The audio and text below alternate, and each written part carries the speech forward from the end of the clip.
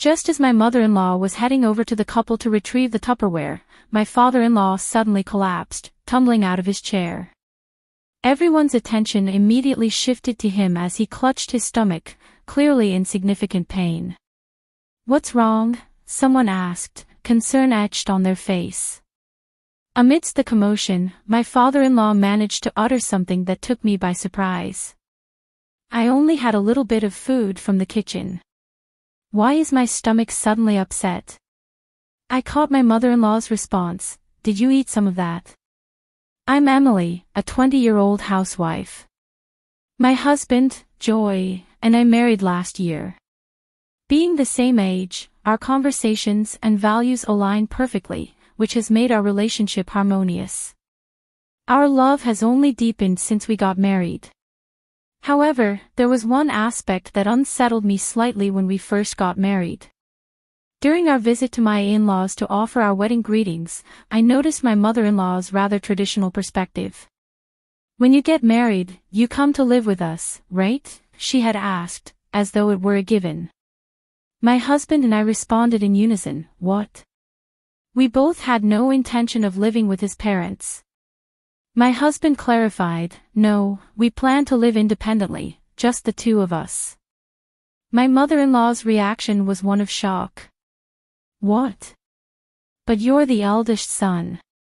Both my husband and I were taken aback and uncomfortable with her response. Sensing the tension, my father-in-law interjected, "That's an old-fashioned way of thinking. Do whatever you want, Emily and Joy." While that seemed to settle the matter for the moment, another issue loomed, worsening the atmosphere. Neither my husband nor I had planned a wedding ceremony. We preferred to avoid anything too extravagant and had discussed using the money for travel and other experiences instead. When I informed my parents about our decision, my mother-in-law's face turned a shade of green. "How can you not have a wedding?" My mother-in-law's voice was filled with disbelief. As I mentioned before, she was quite traditional and strongly opposed our decision to skip a wedding. "How will we explain to our relatives that the eldest son isn't having a wedding?" she demanded. To her, the eldest son's wedding was a significant event, and she couldn't accept any deviation from her beliefs. Fortunately, my father-in-law came to our rescue. "None of the relatives really care about the wedding," he said. "They just see it as a chance for a nice meal. In time, they'll forget there wasn't a wedding.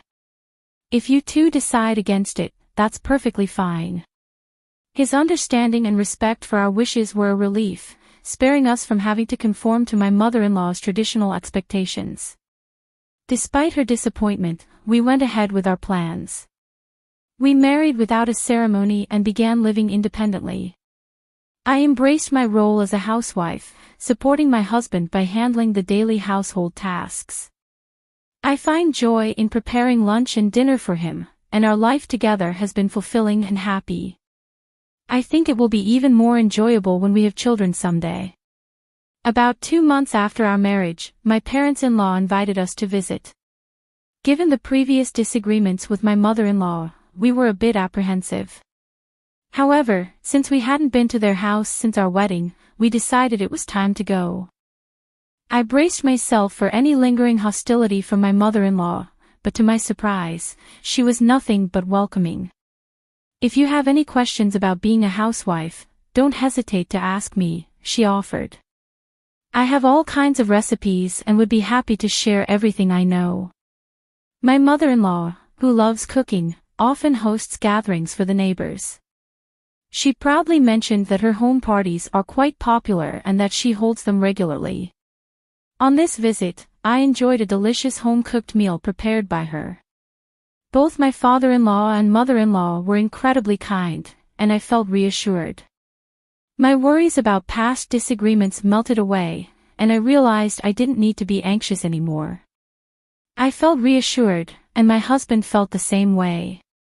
He believed that visiting his parents occasionally would be no problem. About 3 months later, my in-laws invited us to a dinner party at their house. Given the warm experience we had during our last visit, we were eager to go. When we arrived, my mother-in-law served a meal that looked like it belonged in a high-end restaurant. My husband praised her cooking enthusiastically. "You're getting better and better," he said. "You didn't make anything like this when I was a kid. This dish is fantastic.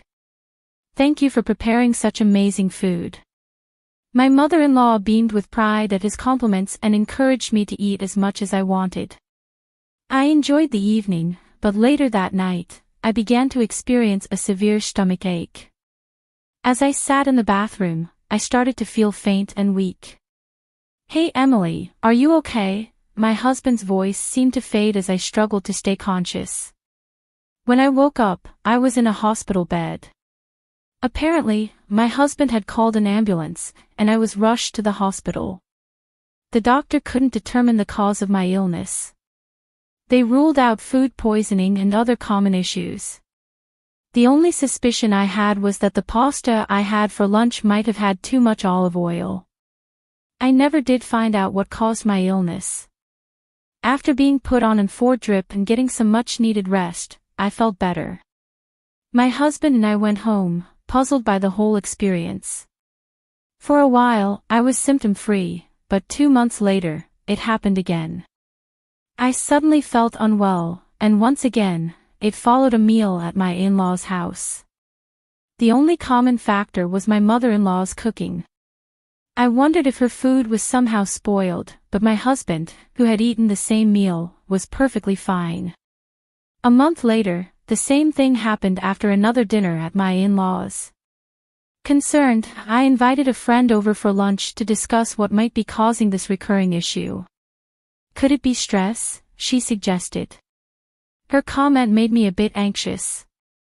I had always tried to be trusting and open-minded, but perhaps I had developed some nervousness around my mother-in-law.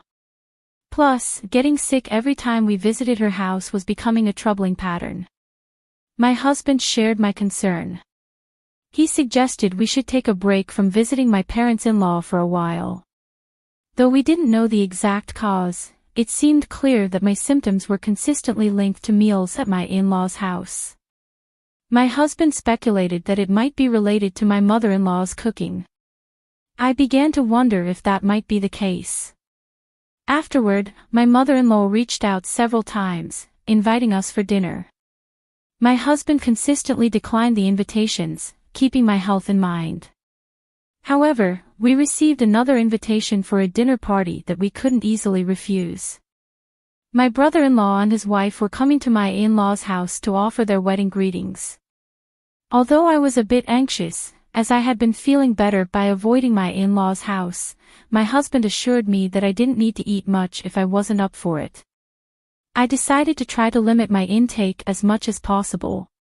On the day of the party, my mother-in-law greeted me with her usual warmth. As long as we engaged in conversation, I felt fine. Maybe it really was something wrong with the food. Later, my brother-in-law and his wife arrived, and we had a pleasant chat. Meanwhile, my mother-in-law expertly prepared the dishes, and the table began to fill with an array of beautifully presented and delicious-looking food. Despite the appealing presentation and the fact that the food I had sampled so far tasted great, I still couldn't understand why I kept getting sick. As soon as we sat down, my mother-in-law encouraged me to try the food. "Emily, you mentioned you liked this dish, didn't you?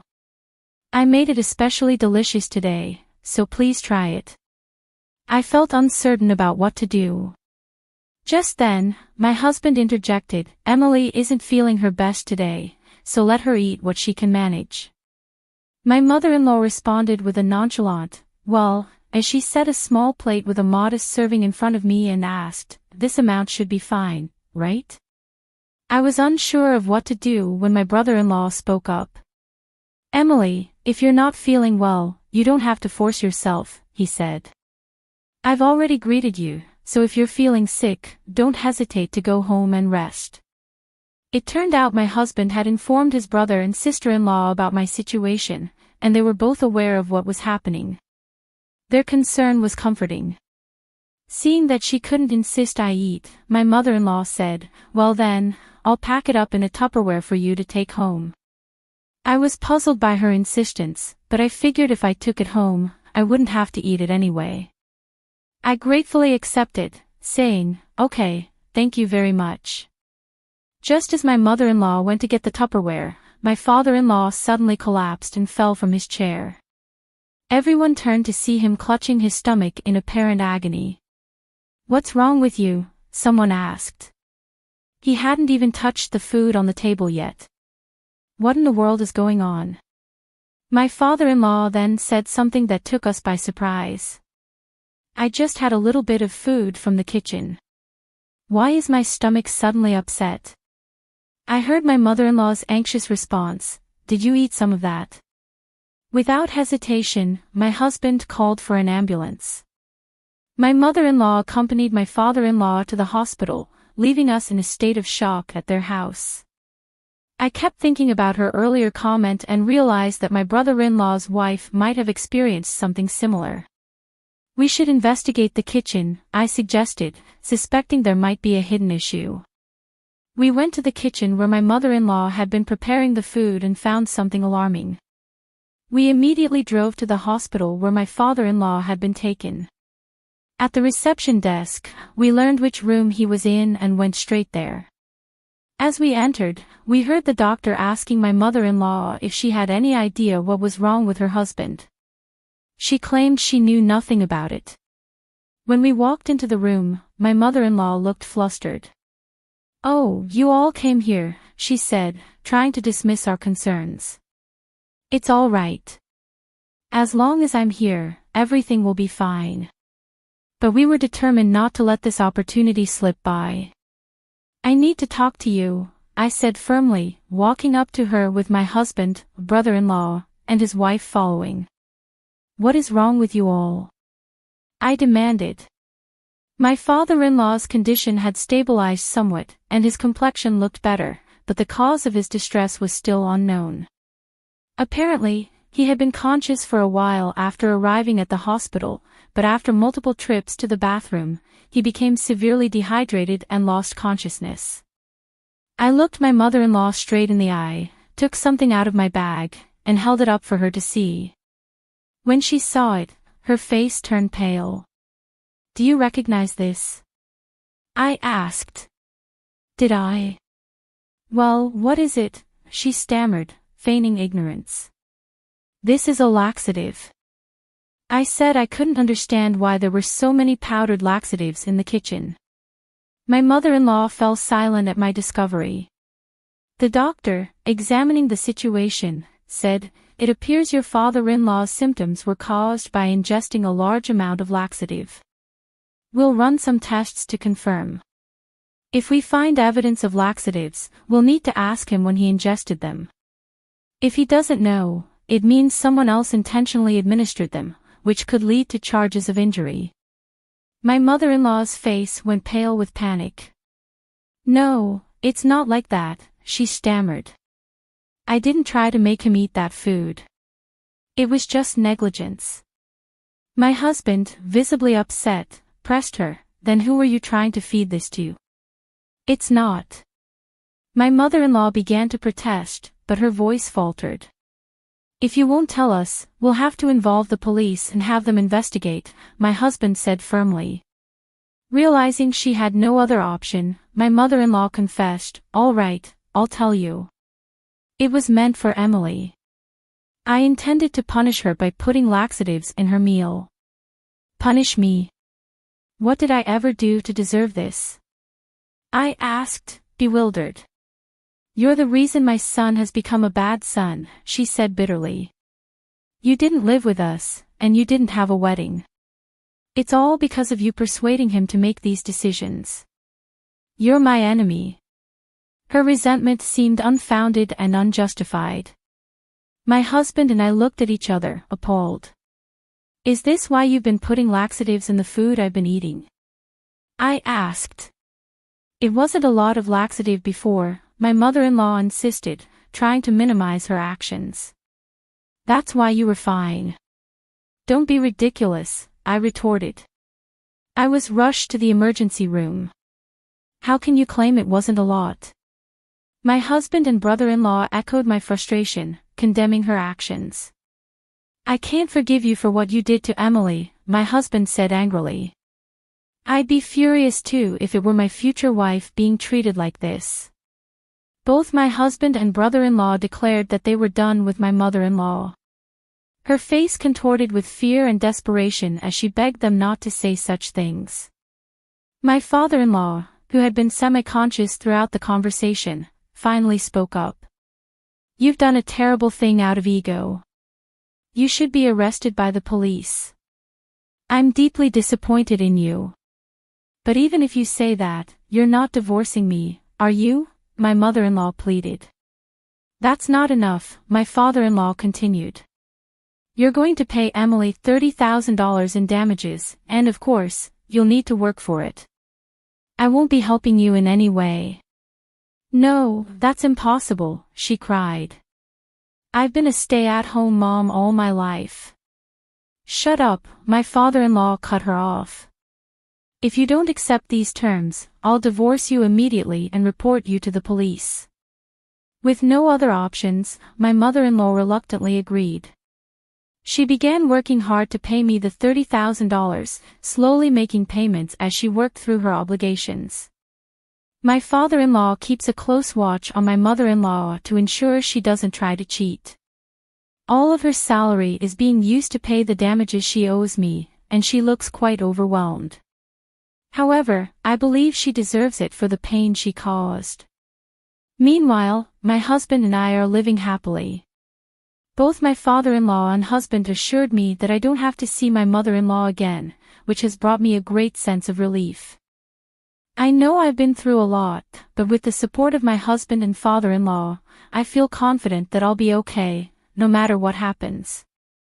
It's shocking to think that feeding someone food laced with laxatives is a criminal act. It seems extreme for a mother-in-law to act so maliciously without hesitation. I often wonder how my father-in-law ended up married to someone like her, though it seems the two sons turned out to be decent individuals. Although the truth of her character remains unclear, the punishment she's receiving feels appropriate. I hope she works hard to repay the $30,000, and that my husband and I continue to live happily ever after.